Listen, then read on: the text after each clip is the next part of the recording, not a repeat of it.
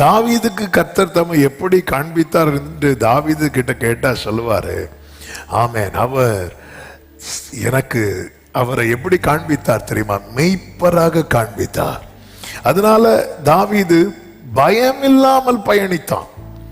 மரண இருளின் பள்ளத்தாக்கிலே நான் பயப்படேன் என்று சொல்லுகிறான். பயம் இல்லாமல் பயணித்தான். யோபுவுக்கு கர்த்தர் தம்மை உயிரோடு இருக்கிறவராக காண்பித்தார்.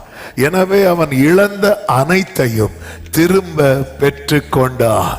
கர்த்தருக்கு தெரியும் நமக்கு தேவன் தம்மை எப்படி காண்பிக்க வேண்டும் என்பதை அவர் அறிவார்.